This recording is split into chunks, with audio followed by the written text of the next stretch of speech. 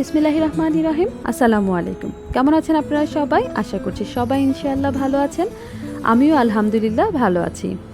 চলে আসলাম আপনাদের সাথে আরেকটা রেসিপি শেয়ার করার জন্য।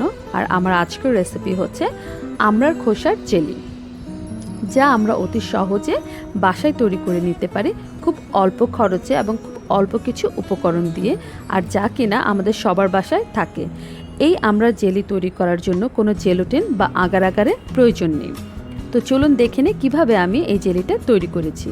আমি প্রথমে 7টা ছোট ছোট বা মিডিয়াম সাইজের আমড়া ভালো করে ধুয়ে সেটার খোসাটা ছাড়িয়ে নিয়ে একটু বেশি পানি দিয়ে 15 থেকে 20 মিনিট পর্যন্ত এটা ফুটিয়ে নিয়েছি। যখন দেখেছি আমড়ার খোসাগুলো একটু নরম হয়ে এসেছে, তখন সে পানিটা একটা ছাঁকনিতে ঢেলে ভালো করে ছেঁকে নিচ্ছি। এই পর্যায়ে খুব বেশি চাপ দিয়ে এটার জুসটা বের করার কোনোই দরকার নেই, মোটামুটি একটু প্রেস করে নিলেই হবে। এই তো আমি জুসটা বের করে নিলাম, আর এই পানিটা আমি এখন আরেকটা পাত্রে ঢেলে নিব। আমি এই পানিটা আপনাদের বোঝার সুবিধার্থের জন্য মেপে নিচ্ছি। এখানে আমার প্রায় 1.25 কাপের মতো আমরার যে খোসাটার যে পানিটা বের হয়েছে, জুসটা বের হয়েছে সেটা ছিল। আর এর জন্য আমি প্রায় 1 কাপ, আর 1 কাপ থেকে অল্প পরিমাণ বেশি একটু চিনি নিয়েছি।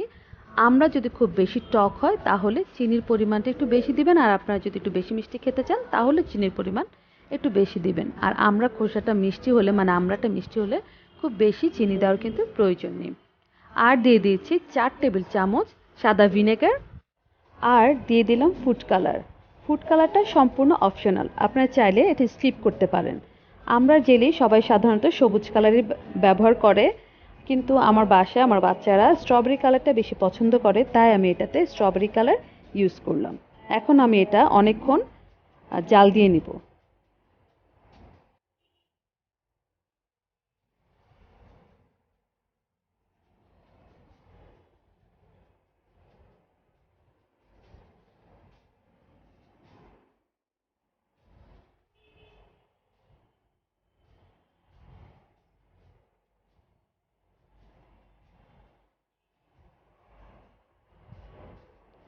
অনেকক্ষণ জাল দেওয়ার পরে এটা অনেকটা ঘন হয়ে আসবে। যখন আপনারা ফিল করবেন যে এটা অনেকটা ঘন হয়ে আসছে, তখন একটা যে কোনো বাটি বা ফ্রিজে আপনারা একটু তুলে নেবেন। তুলে নিয়ে ওটা হাত দিয়ে স্পর্শ করে দেখবেন যে ওটা একটু স্টিকি হয়েছে কিনা।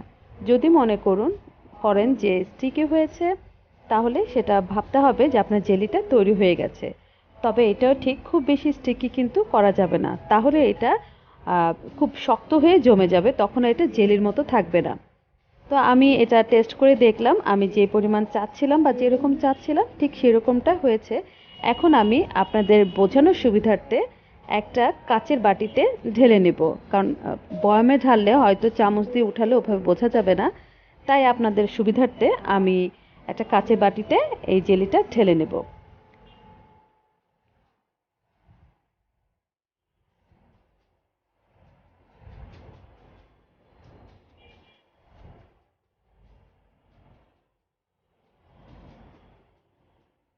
এই তো সম্পূর্ণ তৈরি হয়ে পড়ার পরে আমি এটা ঢেলে নিচ্ছি।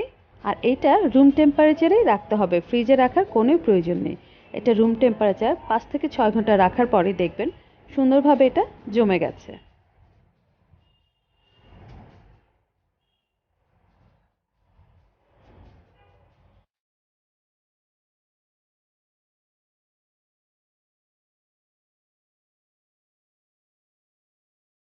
ওয়েট করব 5 থেকে 6 ঘন্টা।